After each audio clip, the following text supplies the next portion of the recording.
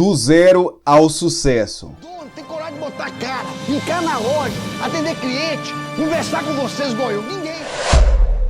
Do sucesso ao fracasso. Foi preso hoje em São Paulo o fundador e ex-principal acionista da rede varejista Ricardo Eletro.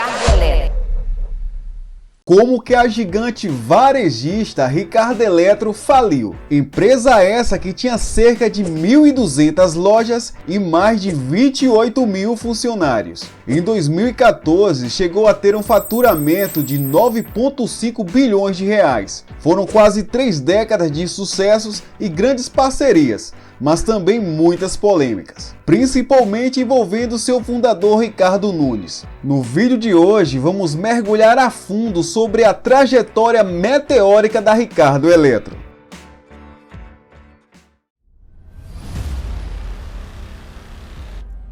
Ricardo Eletro é uma rede brasileira de varejo especializada em eletrodomésticos, sediada em São Paulo, pertencente a Máquinas de Vendas, que era controlada pela MV Participações. A Ricardo Eletro também ficou conhecida pela campanha ousada de cobrir qualquer oferta da concorrência.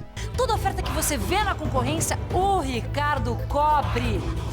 Mas para entender melhor a história da Ricardo Eletro, vamos conhecer seu fundador, Ricardo Nunes. Fiquem ligados, pois vamos falar muito sobre ele durante o vídeo.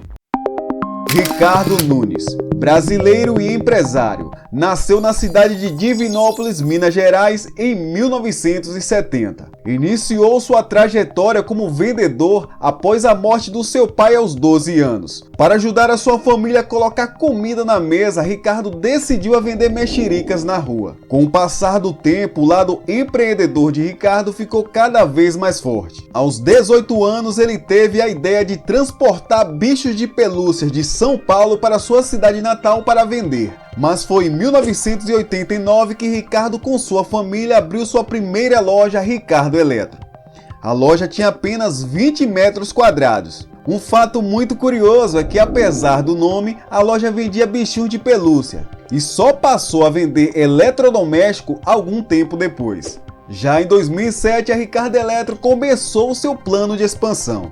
Segundo o próprio Nunes, ele abria seus pontos de venda em locais onde havia concorrentes. Sua intenção era conseguir atrair os clientes dos concorrentes para suas lojas. Nesse mesmo ano, a Ricardo Eletro comprou a rede de lojas MIG, abrindo novas lojas no estado de São Paulo e Goiás. Em julho de 2010, Ricardo Nunes e a Ricardo Eletro viviam seu auge. 4 meses antes, havia fechado a união da sua rede, a varejista Ricardo Eletro, com a Baiana Insinuante, uma das maiores do Nordeste, formando a Máquinas de Vendas, segunda maior varejista de móveis e eletrodomésticos e eletrônicos do país, que só perdia para a Via Varejo, que era a fusão das Casas Bahia e o Grupo Pão de Açúcar. Durante esse processo, a Máquina de Vendas começou a investir pesado em marketing, principalmente na TV. A Ricardo Eletro era uma das patrocinadoras do programa Caldeirão do Huck, apresentado pelo Luciano Huck,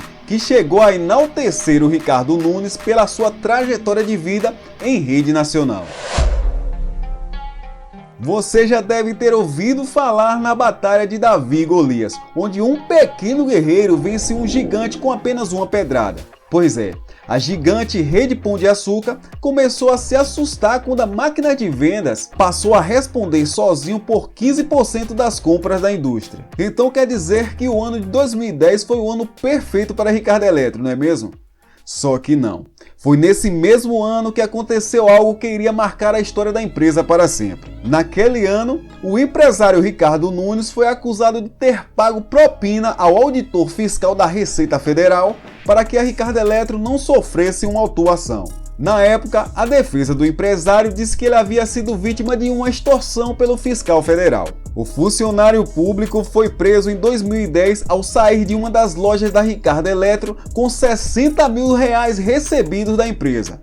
A denúncia foi apresentada à Justiça em 5 de novembro de 2010 pelo Ministério Público Federal, que acusou Nunes e o fiscal Einar Albuquerque de terem cometido os delitos de corrupção ativa e corrupção passiva, respectivamente. Nunes foi condenado em primeira instância a 3 anos e 4 meses de prisão. Porém, estamos falando do Brasil, não é mesmo? Ele foi absolvido em segunda instância pelo Tribunal Regional Federal da Terceira Região em agosto de 2015. Houve recurso, mas foi indeferido. Porém, em 2020, Ricardo voltou a aparecer nas páginas policiais. Ele foi alvo de uma operação do Ministério Público de Minas Gerais em parceria com a Secretaria da Fazenda Mineira e a Polícia Civil. Nunes foi preso no estado de São Paulo. Ele é acusado de sonegação de impostos e lavagem de dinheiro. Segundo a MP, a operação apura sonegação de cerca de 400 milhões de impostos que deveriam ter sido pagos ao estado de Minas Gerais ao longo de 5 anos. A MP afirma que as lojas da Ricardo Eletro cobravam dos seus consumidores impostos embutidos nos preços dos produtos, como o ICMS, Imposto sobre a Circulação de Mercadoria e Serviço. Só que o problema é que esse imposto não era repassado para os cofres públicos. Segundo o Ministério Público, essa técnica de sonegação não era um caso à parte, e sim uma política empresarial da Ricardo Eletro, replicada em todas as suas lojas, e que os 400 milhões correspondiam apenas pelo estado de Minas Gerais. Haveria também dívidas em outros estados onde as filiais da Ricardo Eletro estavam instaladas. A Justiça também ficou com posse de bens imóveis de Ricardo, que estão avaliados em cerca de 60 milhões. Essa decisão judicial tem como objetivo de ressarcir o dano causado aos cofres de Minas Gerais. Lembrando que em 2018, Pedro Bianchi assumiu o controle da Máquinas de Venda, onde hoje é o atual presidente, ficando com uma fatia de 72,5% da empresa. Ele já respondia pela reestruturação da varejista e assumiu parte da dívida com os credores. Nunes, assim como seus familiares, foram afastados dos seus respectivos cargos na empresa. A pandemia também foi um dos fatores que ajudou a complicar ainda mais o cenário da máquina de vendas, que decidiu fechar todas as lojas. Resultado, a receita da empresa foi minguando de 180 milhões mensais em 2019 para praticamente zero. Os 7 pecados capitais. No enredo bíblico, os 7 pecados capitais, avareza, gula, inveja, ira, luxúria, preguiça e soberba, levam à ruína. No mundo dos negócios não seria diferente. Listamos 7 pecados cometidos pela máquina de vendas, que levaram a mesma à ruína. Gestão centralizada. O primeiro pecado da máquina de vendas teria sido a construção de uma empresa baseada em gestão extremamente centralizada no dono. Fundador e membro do conselho do grupo até março de 2019, Ricardo Nunes era o rosto publicitário da marca, além de participar de todo o funcionamento do negócio. Pelo seu carisma e sua história de vida e sempre estar aparecendo nos comerciais, Nunes virou a cara da empresa e sua imagem estava diretamente atrelada à imagem da companhia. Só que isso iria custar muito caro no futuro.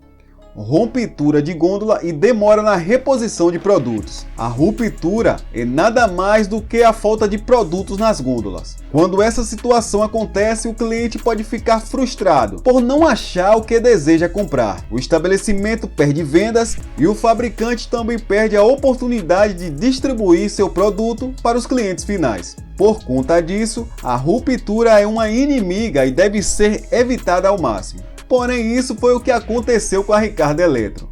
Muitas pessoas compravam os produtos que estavam em exposição no site, mas a loja não tinha o produto em estoque, o que gerava um desgaste cruel para o cliente e também para a empresa, que teria que devolver o valor embolsado pela compra. Falha na construção da marca, imagem arranhada. Como vimos anteriormente, a máquina de venda teve sua imagem arranhada, o que causou muito desgaste internamente e externamente. Isso poderia ser amenizado se o marketing da empresa não fosse centralizado em seu fundador Ricardo Eletro. E como foi citado anteriormente, ele teve a presença em vários casos policiais, o que não pegou muito bem para a imagem da empresa. Resistência à digitalização. Enquanto os concorrentes como Casas Bahia, Magazine Luiza investiam pesado na nova tendência de vendas pelo mundo digital, a Ricardo Eletro continuava seguindo o mesmo padrão. Quando chegou a pandemia, a Ricardo mal tinha um processo estruturado de e-commerce, e isso contribuiu ainda mais para a sua queda. margem espremida. Isso é o reflexo de todos os outros pecados citados antes, como falta de produto nas gôndolas e demora na reposição de produtos. Mas você deve estar se perguntando, qual foi o destino dessa empresa que já foi uma das maiores do mercado? A Ricardo Eletro entrou em recuperação judicial em agosto de 2020 e acumula mais de 6 bilhões de dívida com credores. Os bancos Santander, Itaú e Bradesco pediram a falência da empresa. Ex-funcionários também cobram da justiça direitos trabalhistas, que alegam nunca terem sido pagos, como FGTS, Fundo de Garantia do Tempo de Serviço, e rescisões contratuais. Segundo também a Exame, a Ricardo Eletro hoje tem apenas um e-commerce, mas com poucos produtos disponíveis. A máquina de vendas planeja fazer o lançamento de suas operações com a nova logomarca campanha, apostando no avanço da operação via marketplace e mirando em voltar ao varejo físico em 2023. Porém, se irmos ao site da Ricardo Eletro, veremos a seguinte mensagem: estamos voltando, superamos as dificuldades e a Ricardo Eletro está voltando com tudo. Em breve você poderá acompanhar todas as nossas novidades. Valeu a espera. Mas e Ricardo Nunes? Ficou pobre? O que aconteceu com ele? Hoje, Ricardo Nunes tem seu perfil no Instagram com mais de 189 mil seguidores. Ele é coach e dá palestra de empreendedorismo, como crescer os seus negócios e estratégias de como planejar e estruturar as empresas. Por incrível que pareça. E aí, visionário, você acha que a Ricardo Eletro consegue se recuperar e voltar ao mercado? Deixa aí nos comentários pra gente saber. Ah, e também não se esquece de se inscrever no canal e ativar o sininho das notificações. Muito obrigado por nos assistir até aqui e até o próximo vídeo. Fui!